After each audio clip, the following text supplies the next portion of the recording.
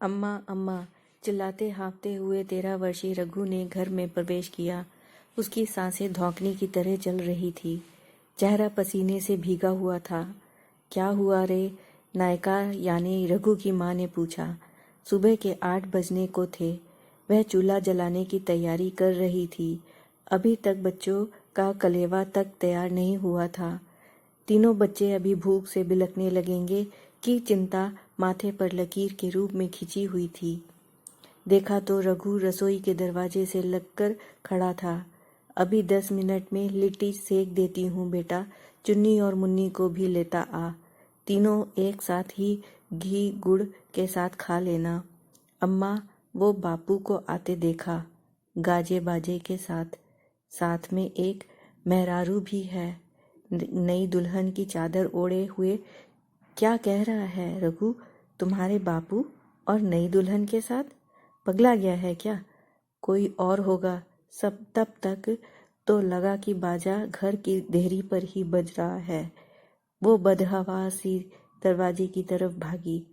सामने ही उसके पति कमल किशोर दुबे, तिलक लगाए हुए, गले में गेंदों की माला पहने हुए, एक मोटी सी स्त्री के साथ खड़े हैं। उनके गले में भी माला पड़ी हुई है। ब्याह में ओढ़े जाने वाला रेशमी पीला चादर, जिसके किनारे बेल बूटी कड़े हुए हैं, ओढ़कर खड़ी हुई है। हाथों में भरी हुई लाल चूड़ियाँ, पैरों की महावर बता रही थी कि वह नवब्याहता है। पीछे नगाड़े वाले खड़े होकर नगाड़ा बजा रहे हैं। नायका को देखकर कमल किशोर ने इशारा किया तो वे बाजा बंद कर जाने लगे। नायका के प्रश्नवाचक दृष्टि से पति की तरफ देखा और मानो आंखों से ही सवाल किया कि यह क्या है। कमल किशोर ने तनिक हकलाते हुए बोले, नायका, इसे अपनी छोटी बहन की तरह स्वीकार कर लो। बेचारी बड़ी दुखियारी है, कोई नहीं है इसका, तो मैंने इसके साथ ब्याह कर लिया है। तुम्हारे साथ रहेगी, घर के कामों में तुम्हारा हाथ बटाएगी। एक कोने में पड़ी रहने देना, और कुछ नहीं। एक क्षण को तो नायका को लगा कि सारे घर की छत भरभरा कर उसके सर पर आ गिरी है। वह स्तंभित रह गई। क्या पंडित जी मजाक कर रहे हैं? तीनों बच्चों के बाप उसके पति परमेश्वर का यह रूप, तो जिससे अम्मा सास मरी हैं, तब से 2-2, 3-3 दिन गायब रहने का यह राज है। गांव भर में यह फुसफुसाहट फैली थी। वह सुनते ही तो आ रही थी, पर संदेह कभी नहीं हुआ। कई लोगों ने उसे आगाह करने का भी प्रयास किया था, लेकिन उसे लगा कि लोग झूठ बोल रहे हैं। अपनी इतनी रूपवान पत्नी के रहते यह संभव ही नहीं हो सकता। उसके रूप सौंदर्य की चर्चा तो बड़े बड़े दूर दूर तक थी। फिर भी पति बहक सकता है, भला क्यों? तो वह सारी बातें सत्य थीं और कुछ नहीं। पति का यह अंतिम वाक्य कलेजे में कहीं धंसता चला गया, और कुछ नहीं। बाकी बचा क्या है कि और कुछ नहीं। उसने एक क्षण सोचा और आंखें बंद कर ली। काश यह सब झूठ हो। आज नायका की सारी गृहस्थी, सारे सपनों की इमारत धड़ाम से एकदम गिर गई। इस दिन की कल्पना तो कभी डरावने से डरावने ख्यालों में भी नहीं था। एक क्षण के लिए नायका ने जोर से आंखें भींची और डरते डरते आंखें खोली तो दृश्यमान में कोई परिवर्तन नहीं था। बेशर्मी से दांत चियारता उसका पति नई दुल्हन के साथ खड़ा था। खबरदार, एक भी कदम आगे मत बढ़ाना। नायका को लगा कि उसका गला ही फट गया है। उसकी मधुर आवाज कहाँ गई? काहे रुके? हमारा घर है। तुम होती कौन हो जो हमें रोक सको? कमल किशोर ने कहा और एक कदम आगे बढ़ाने की चेष्टा की, लेकिन नायका के आंखों से निकलती चिंगारियों ने एक भी कदम आगे बढ़ाने का हौसला नहीं दिया। तब तक तो पीछे सारे गांव वालों का मजमा लग चुका था।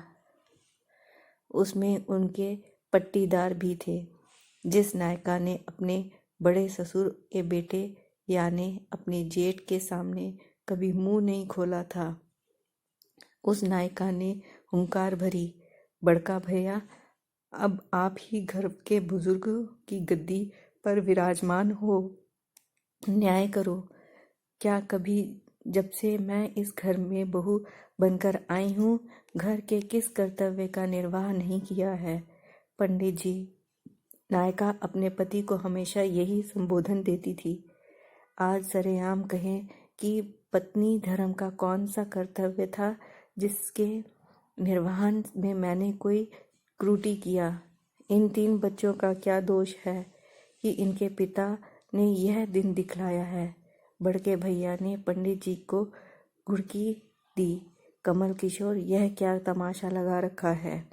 सर्वगुण संपन्न रूपवती पत्नी के होते हुए यह क्या किया तूने? तेरी अम्मा जिस रूपवती सुलक्षणी बहू के को अपने घर लाकर इतराती घूमती नहीं अघाती थी, उस बहू का यह हाल किया तूने? क्यों? घर का मिष्ठान छोड़कर गोबर पर मंडराने की तुझे क्या सूझी? बोल। अब इस क्यों का क्या जवाब देते कमल किशोर बाबू की इतनी सलीकेदार रूपवती पत्नी के रुआब से ही तो वह डरते थे।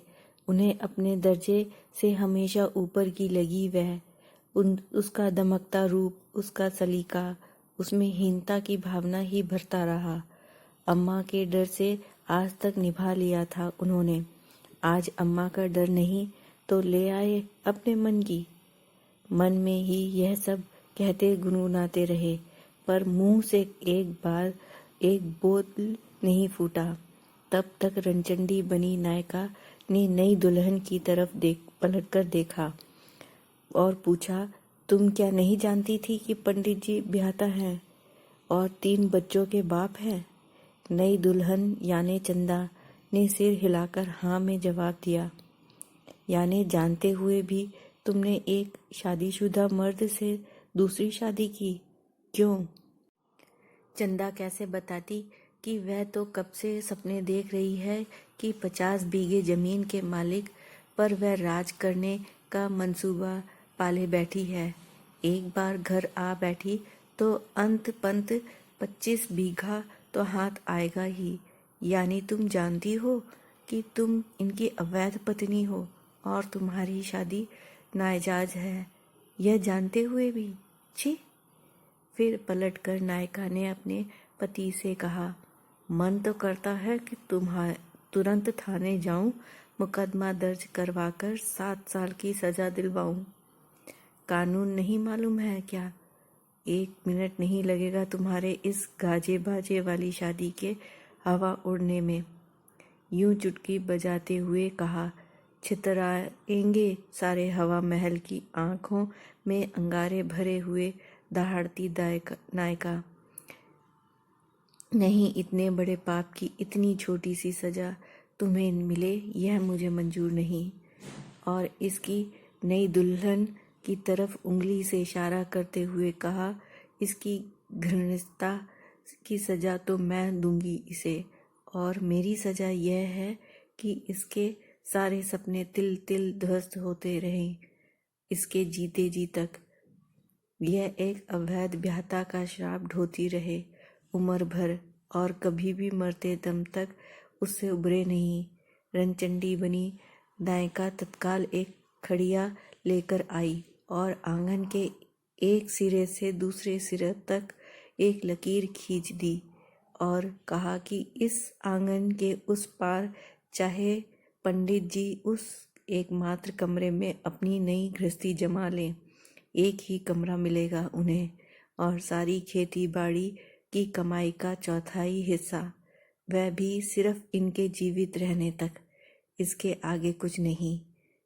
और कुछ चाहा भी तो मिलेगा सिर्फ जेल। मर्यादा की लकीर के इस पार मैं हूँ, उस पार रहेंगे पंडित जी।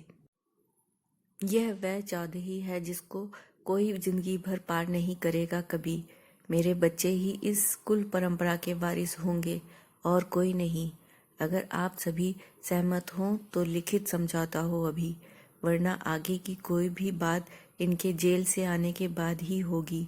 सारे गांव वाले बड़के बापू सहित दंग रह गए नायिका की इस हिम्मत पर। कमल किशोर बापू के सामने इसे मानने के सिवाय और कोई चारा ही नहीं बचा था। नायिका ने सास का दिया नाम सार्थक कर दिया कि वह हमेशा नई ही रहेगी। परिस्थितियां कोई भी हो, कभी हारेगी नहीं। आज आंगन में ही नहीं, पति पत्नी के संबंधों में एक स्याह लकीर खिंच गई है, जो शायद अब कभी मिटेगी नहीं। दोस्तों, आगे की कहानी सुनने के लिए हमारी अगली वीडियो सुनना मत भूलिएगा। आपको ये कहानी कैसी लगी मुझे मेरे कमेंट सेक्शन में ज़रूर लिख के बताइए, और मेरे चैनल को लाइक और सब्सक्राइब करना मत भूलिएगा। धन्यवाद।